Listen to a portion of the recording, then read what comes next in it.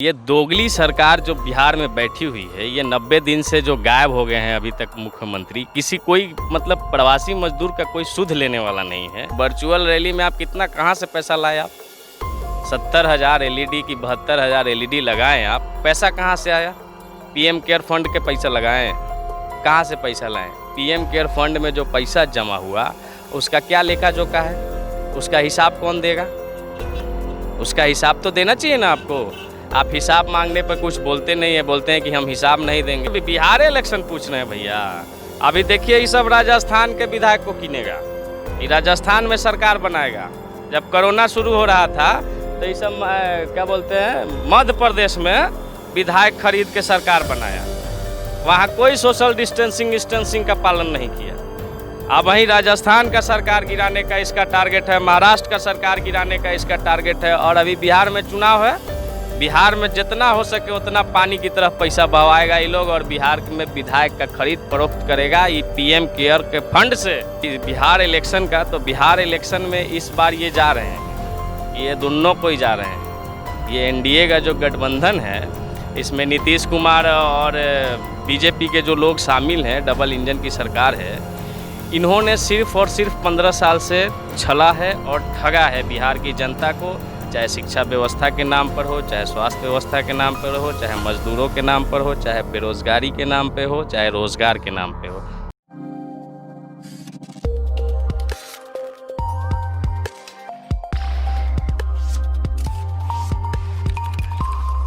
दुनिया के सबसे यंगेस्ट कंट्री के सबसे यंगेस्ट न्यूज़ चैनल यंगिस्तान में आपका स्वागत है। और यंगिस्तान न्यूज़ पहुंच चुका है बिहार के छपरा डिस्ट्रिक्ट में। हमारे साथ कुछ माइग्रेंट वॉकर हैं, जो प्रवासी मज़दूर हैं, जो बाहर स्टेट से काम करके आए हुए हैं, जो पैदल चल के आए हुए हैं। उनसे हम बात करते हैं कि उनकी जो इस बार इलेक्शन होने वाली है, उस इलेक्शन में किन को वो सपोर्ट करने वाले हैं।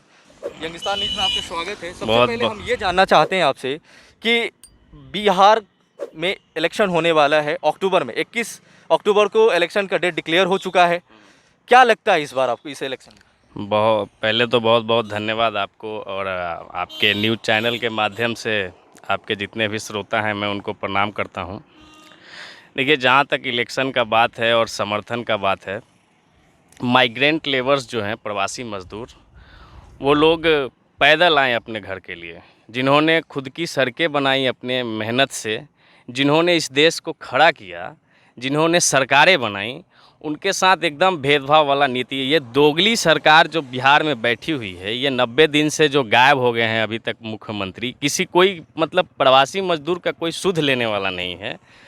अभी अपोजिशन के जो नेता थे तेजस्वी यादव जी, वो कुछ दिन के लिए दिल्ली में फंस गए थे लॉकडाउन में, तो ये लोग चिल्ला रहे थे कि नेता कहाँ है, कोई पूछने वाला नहीं है। और लौट के जब वो आए हैं और मुद्दा उठा रहे हैं तो बोल रहे हैं कि ये लोग भीड़ भाड़ लगा रहे हैं। तो सिंपल बात है, प्रवासी मज़दूरों को जो मारने का काम किया इस सरकार ने लॉकडाउन के वजह से, कोरोना के वजह से, ये झूठी चीज़ और झूठी तसल्ली देते हैं कि हम आपके साथ हैं। रहा बात बिहार इलेक्शन का, तो बिहार इलेक्शन में इस बार ये जा रहे हैं, ये दोनों को ही जा रहे हैं। ये NDA का जो गठबंधन है, इसमें नीतीश कुमार और BJP के जो लोग शामिल हैं, डबल इंजन की सरकार है। इन्होंने सिर्फ और सिर्फ 15 साल से छला है और ठगा है बिहार की जनता को, चाहे शिक्षा व्यवस्था के नाम पर हो, चाहे स्वास्थ्य व्यवस्था के नाम पर हो, चाहे मजदूरों के नाम पर हो, चाहे बेरोजगारी के नाम पे हो, चाहे रोजगार के नाम पे हो। वर्चुअल रैली के बारे में आप क्या कहना चाहते हैं? देखिए, वर्चुअल रैली एक भद्दा मजाक है। वर्चुअल रैली एक गरीबों के लिए एक मतलब क्या बताया जाए, उसके बारे में जितनी भी शब्दें हैं कम है। आप देख लीजिए कि जहाँ ना पहुँचे राशन वहाँ पहुँचे भाषण। बोलते हैं कि वर्चुअल रैली कर रहे हैं, इसमें हम लोगों के प्रति ये जागरूकता देंगे कि कोरोना से हमको कैसे लड़ना है, और बात उठा देते हैं राजनीति का कि RJD ने ये किया, कांग्रेस ने ये किया, पिछले 15 साल में, पिछले ये साल में कुछ नहीं हुआ, देश में ये हो गया। तो वर्चुअल रैली में आप कितना कहाँ से पैसा लाए? आप 70,000 LED की 72,000 LED लगाएं, आप पैसा कहाँ से आया? PM केयर फंड के पैसा लगाएं, कहाँ से पैसा लाएं? PM केयर फंड में जो पैसा जमा हुआ उसका क्या लेखा जोखा है? उसका हिसाब कौन देगा?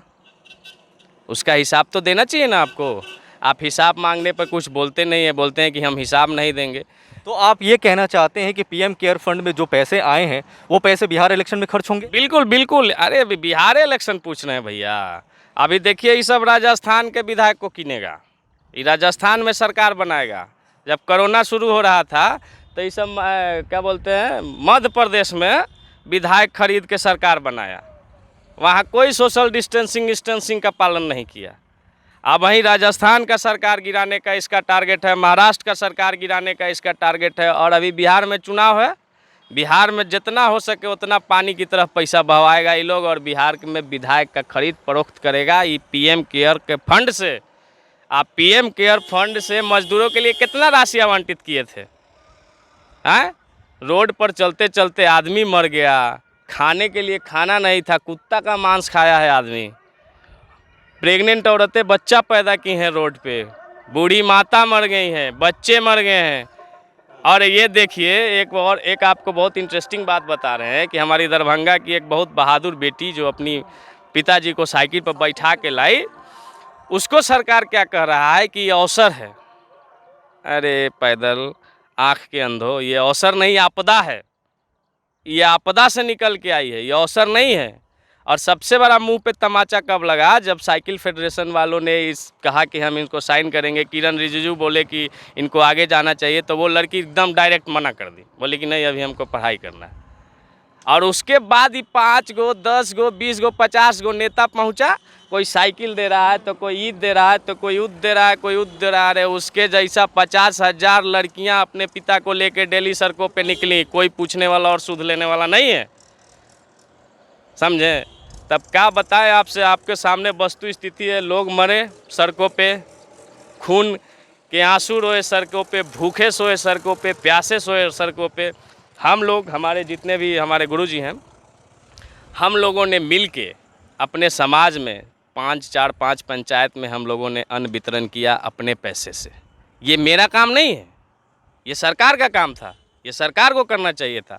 लेकिन ये डबल इंजन की सरकार केंद्र में भी वही है और राज्य में भी वही है, और दोनों निठल्ले और निकम्मे हैं। हम एक और सवाल लेंगे। ये सबसे पहले तो मैं जो हमारे सैनिक शहीद हुए हैं उनके प्रति हम लोग तरफ से श्रद्धांजलि है। और बहुत ही दुख होता है जब सीमा पर हमारे जवान शहीद होते हैं, बहुत दुख होता है। जिसका बेटा मरता है, जिसका पति मरता है, वो इस दुख को समझता है।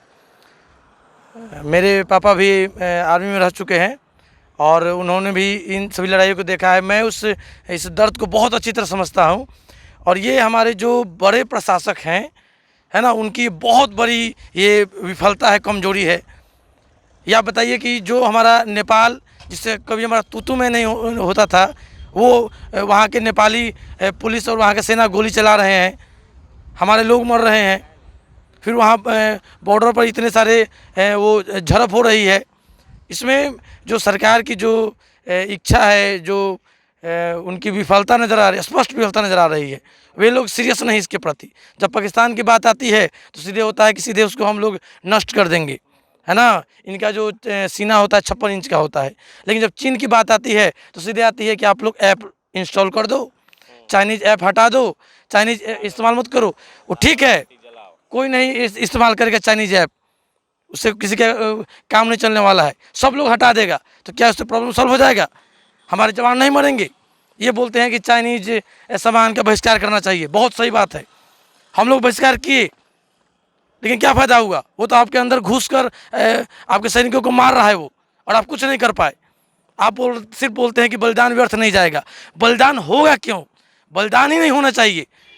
सबसे पहले तो बलिदान ही नहीं होना चाहिए। क्यों बलिदान दें हम? ये किसकी जवाबदेही है कि हमारे 20 सैनिक अब तक मर चुके हैं, कई सैनिक अभी तक लापता हैं? तो ये कौन इसका जिम्मेवारी लेगा कि ये ऐसा होने का रीज़न क्या है? ये हमारे गृह मंत्री का, ये हमारे विदेश मंत्री का सबसे बड़ा विफलता है। सबसे बड़ा ये उन लोगों की कमी है। ये अभी जो नया जयशंकर प्रसाद को सीधे उठाकर डाल दिया गया, विदेश मंत्री बना, सीधे उठाकर बना दिया गया, कहाँ थे कहाँ भेज दिया गया, पता नहीं कुछ समझ में आता है कि नहीं आता है। ये लोग बहुत ज़्यादा पढ़े लिखे हैं, लेकिन हम लोग सिर्फ इतना जानते हैं कि हम लोग एक भी सैनिक का शहीद बर्दाश्त नहीं करेंगे। हमारे लिए एक एक जवान बहुत महत्वपूर्ण है। हम आराम से सोते हैं, वो बंदूक लेकर उतना कठिन परिस्थिति में हमारे लिए लड़ रहे हैं, वो खड़े हैं, तो वो अपना जान क्यों दे? नेता लोग जाए वहाँ खड़े मरे अपना, शहीद के जान हमारे लिए बहुत बहुत कीमती है।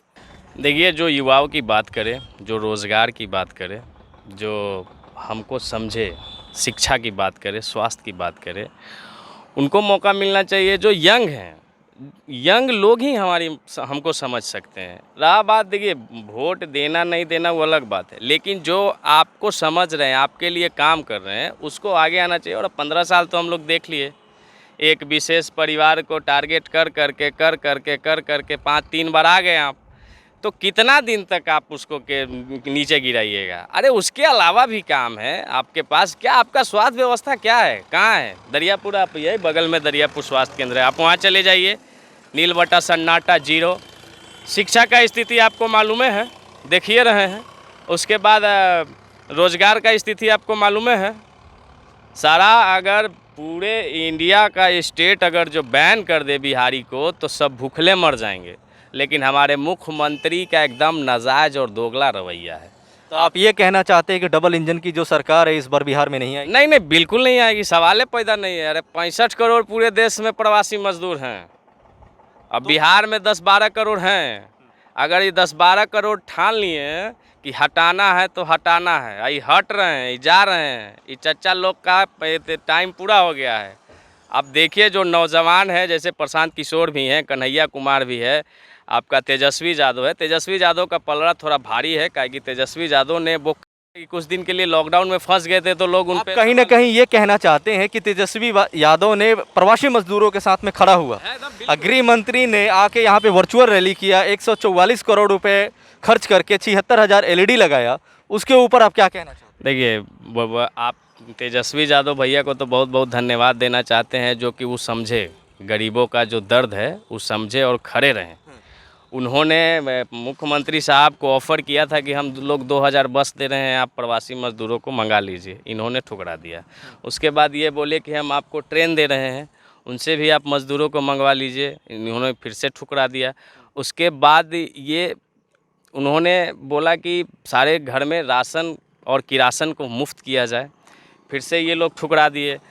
अब क्या हुआ कि हर जगह बॉर्डर पे जहाँ जो लोग आते थे प्रवासी मजदूर पैदल, वहाँ आरजेडी ने अपना कैंप लगा के खाना खिलाया और बहुत सहयोग करने का काम किया। मैं बस इतना जानना चाहता हूँ कि ये जो 144 करोड़ रुपए खर्च हुए हैं, क्या ये माइग्रेंट जो वॉकर जब पैदल आ रहे थे उस टाइम पे ही अगर पैसे खर्च होते तो मजदूरों को कितनी सहायता होती? बहुत, देखिए, बहुत सहायता होती है। 144 करोड़ बहुत मोटी रकम होती है।